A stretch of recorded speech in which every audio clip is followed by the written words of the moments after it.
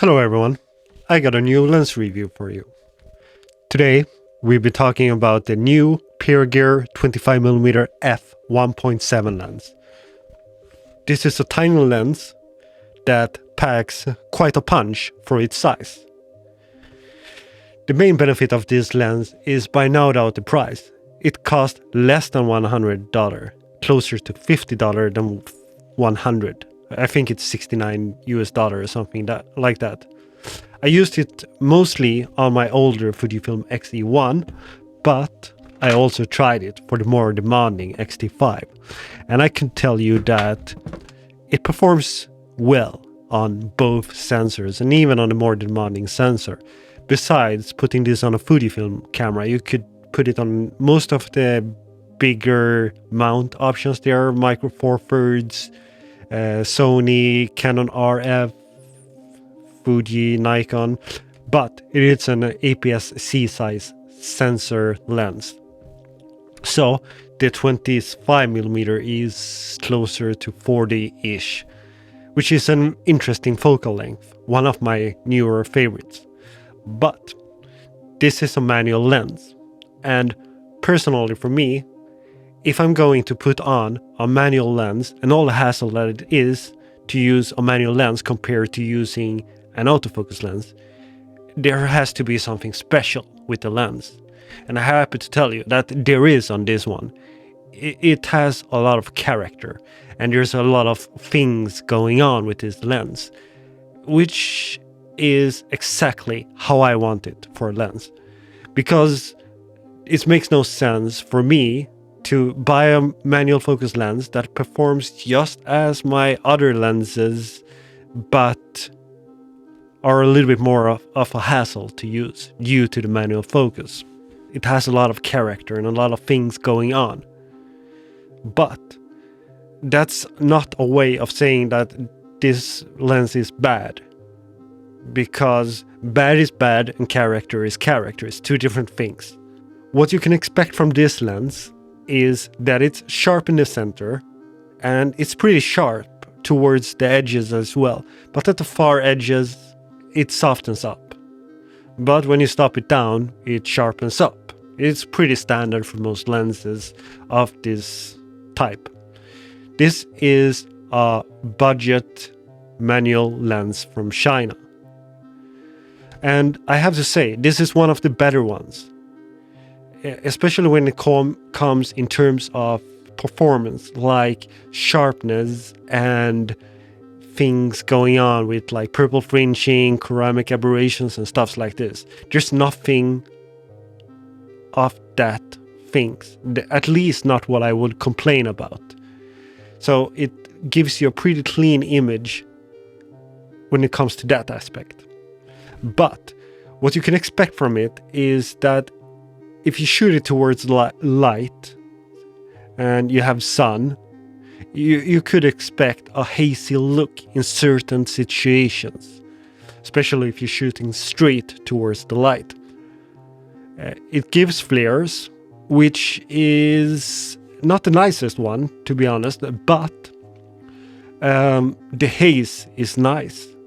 And I like that kind of look. It gives you like a vintage vibe, kind of.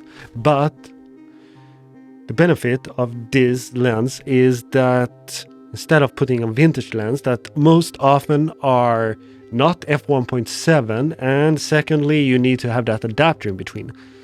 This comes in a small package and it still offers some of that modern performance things, such as being sharp, wide open.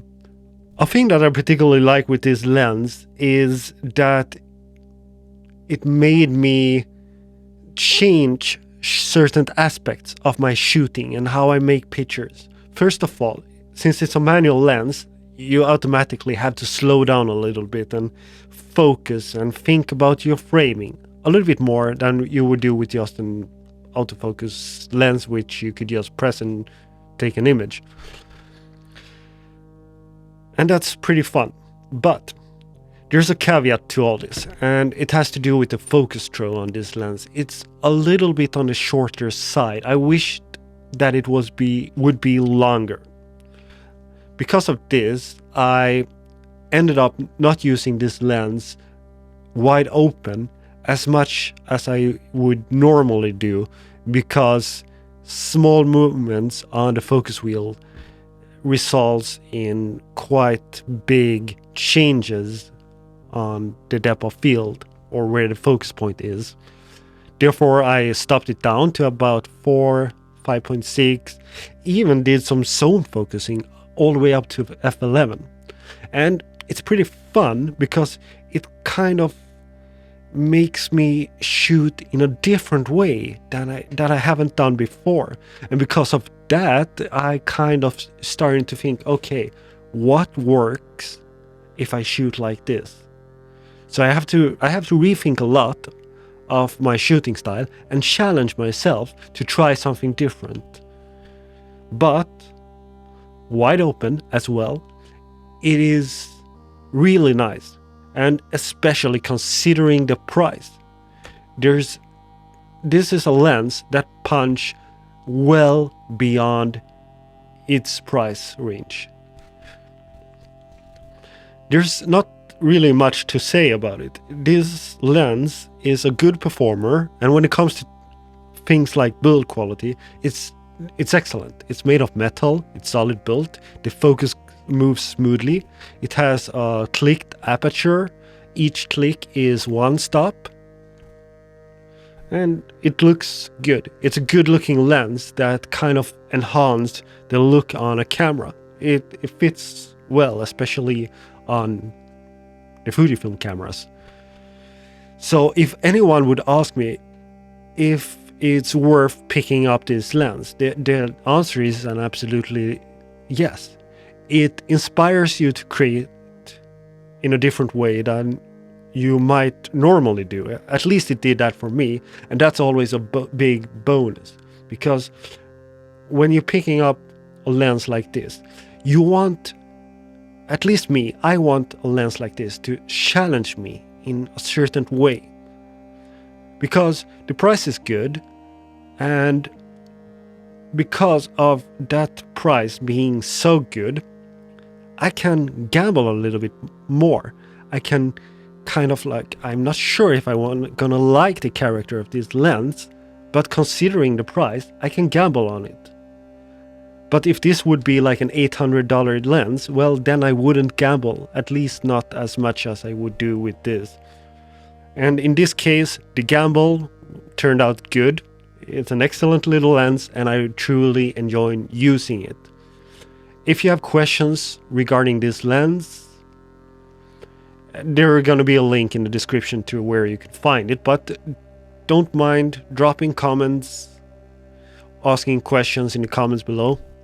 And if you want to see more camera reviews about lenses or camera straps, click here to see a full playlist and click here to subscribe.